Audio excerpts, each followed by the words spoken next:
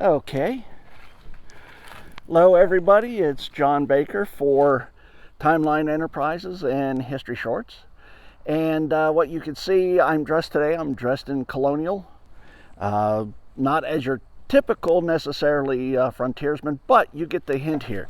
Let's take a look here and see a little bit more.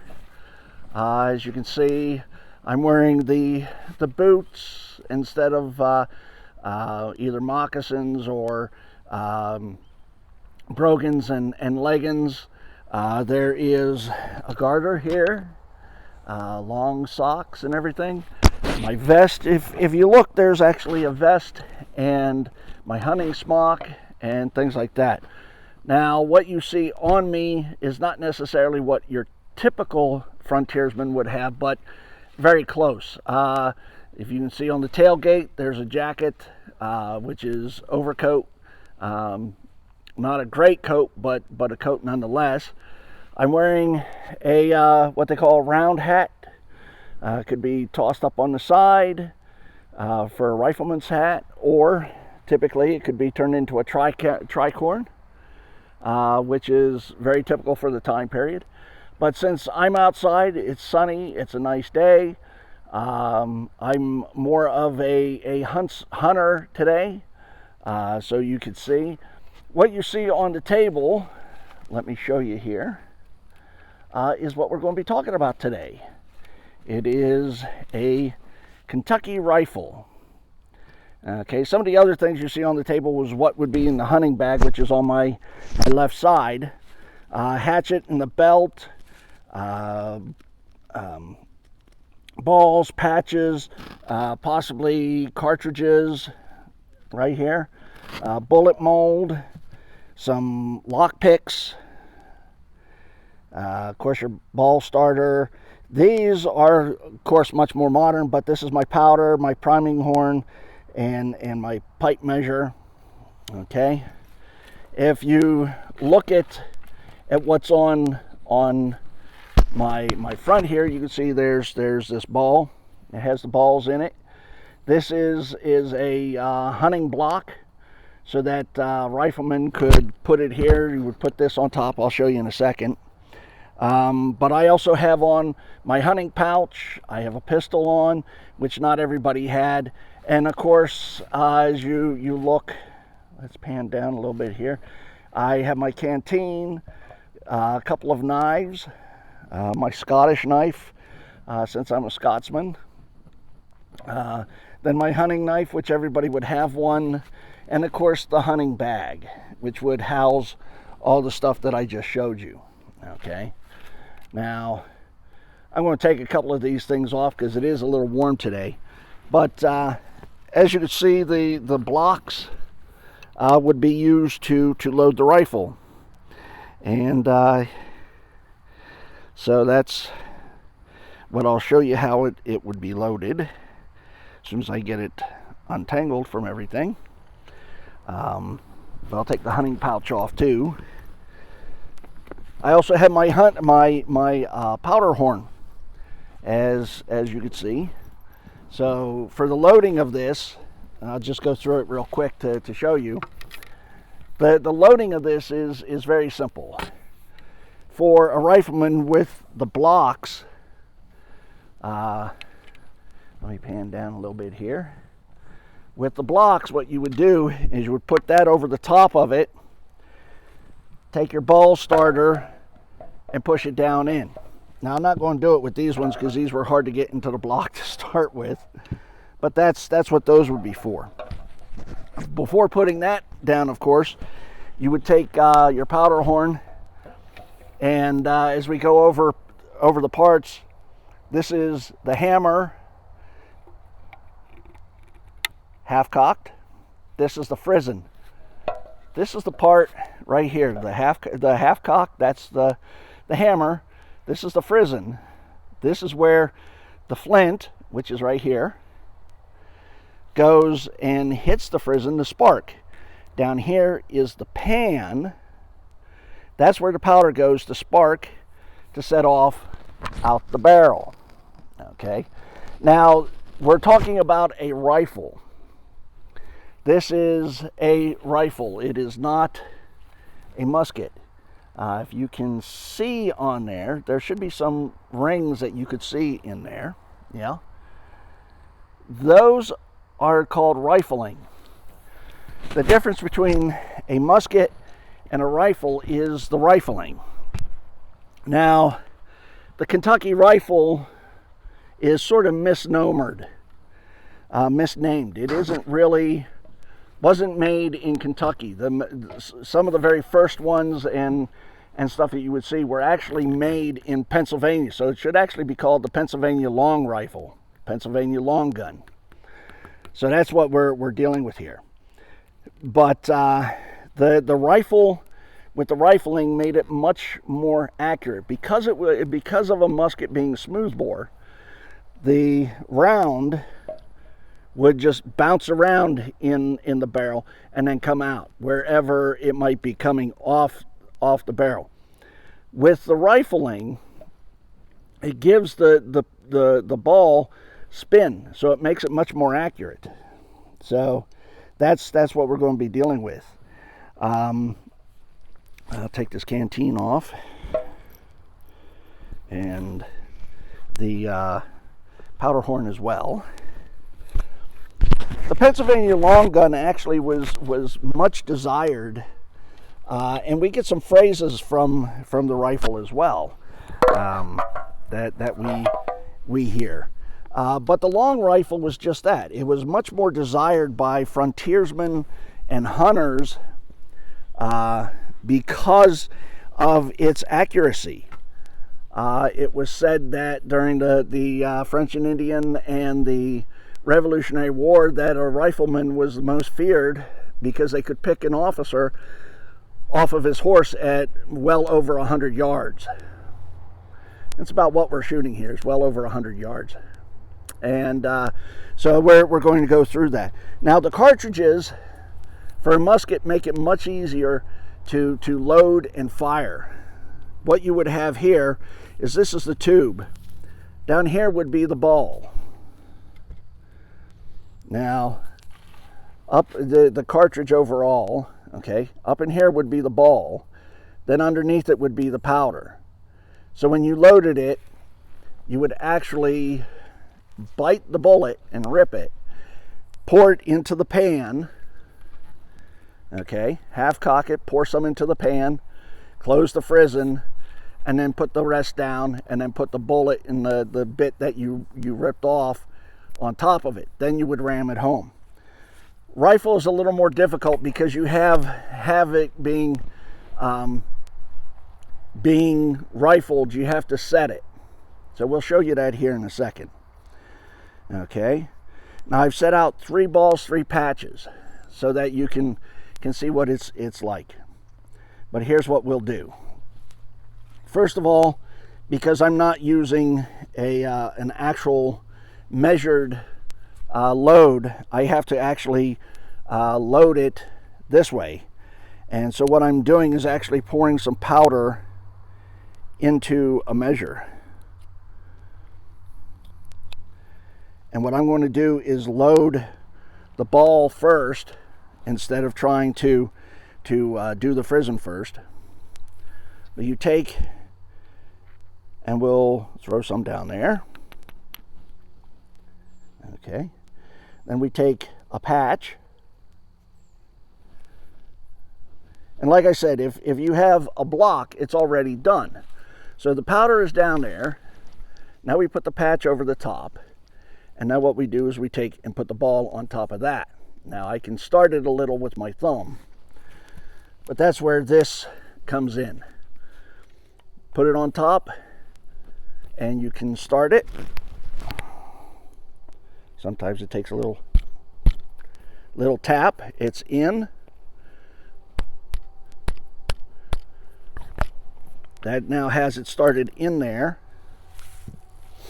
And we take the ramrod, which you see going down the whole way, and we put it on top, and we push the ball all the way down.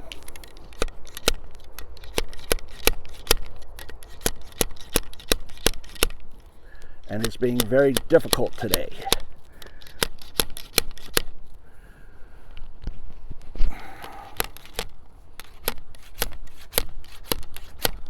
This is why rifles were harder to do.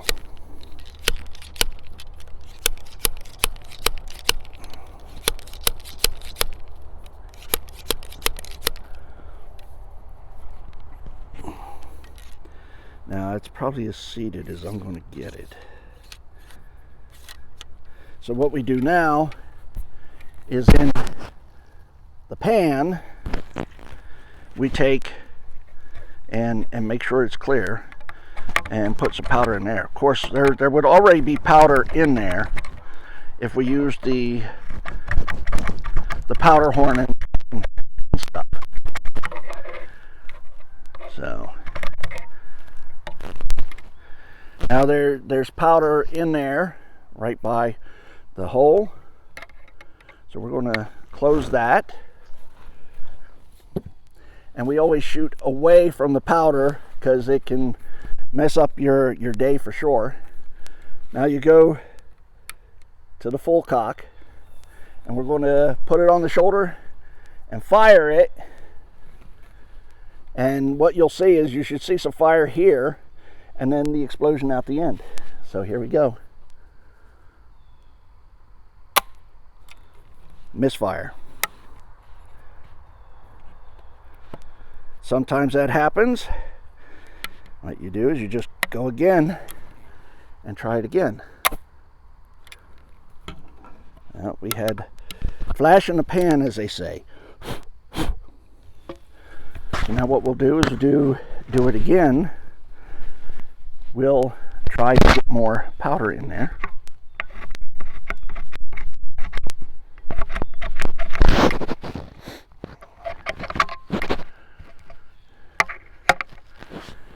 And we'll try it again.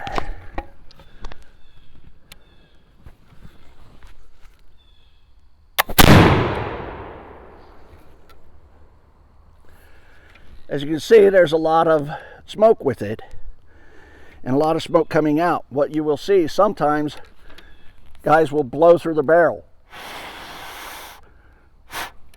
And what that does is it actually cools embers that may be in there. Now, what I'll do is I'll do it again, and hopefully it'll be a little easier to do. But we'll do it in the right way. You actually take and you put the powder in the pan.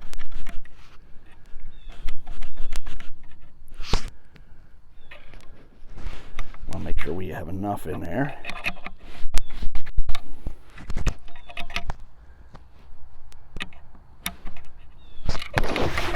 Gotta make sure the embers are out first, apparently.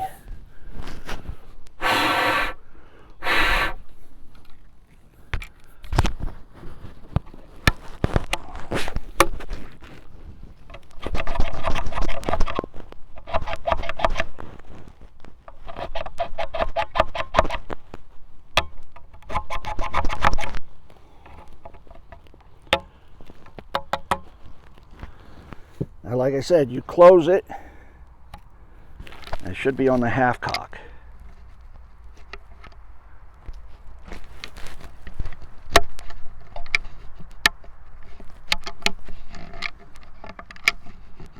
There we go. Close that.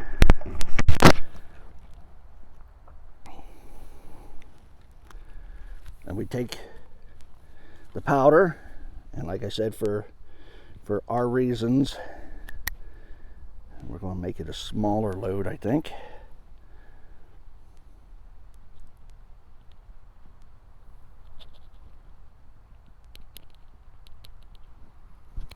Okay. And we put that down the barrel.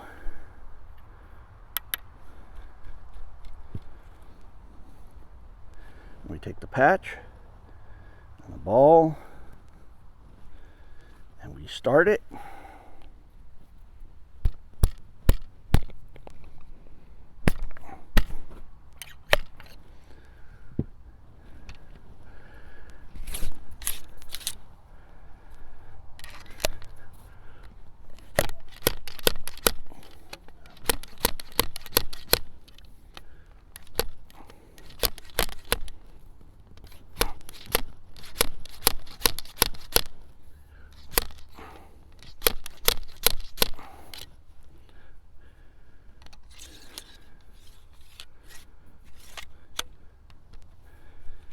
We'll do it again.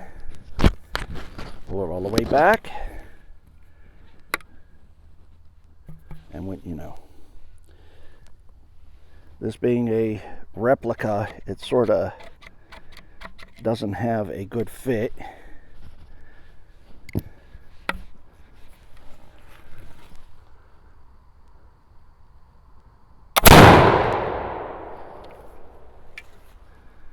Okay. That is a Pennsylvania or Kentucky long rifle. Now I said there's a couple of things that sayings that we got from it. One is actually very interesting. Like we said, the saying is don't go off half cocked. Okay, that comes from here. This is called the cocking is the pulling back of the hammer. If you pull it back to half as the first click, it won't go off. Okay, so you have to go full cocked to be able to fire it. Okay. The other thing is the saying lock, stock, and barrel, to own something lock, stock, and barrel. Because of the times, not everybody could buy a flintlock musket or rifle, so they ended up buying them by parts. They bought the lock, that would be this. Stock is the wood part, and of course barrel. So to own something lock, stock, and barrel meant you bought the whole thing incomplete. You owned it completely. So there you go. Also, another saying that we got from the cartridges, calling bite the bullet. Because with this, what you had to do was you had to bite the bullet, rip it, and be able to use it. So for fun, one more time, we're going to fire one more round. How about that?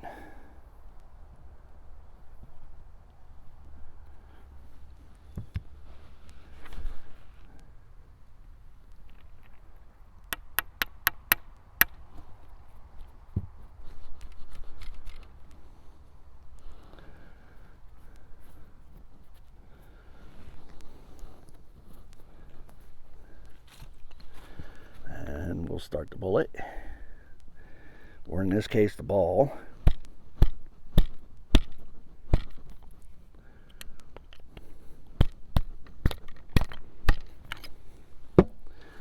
And we'll take the rammer.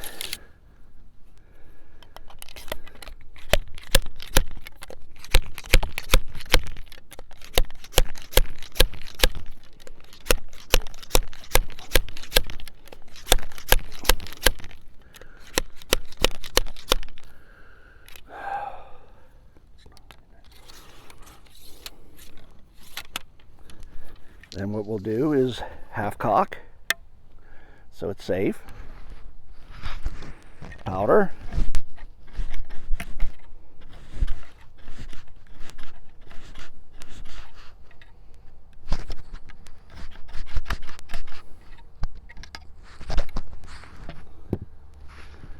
Close the frizzen. Go to the full cock.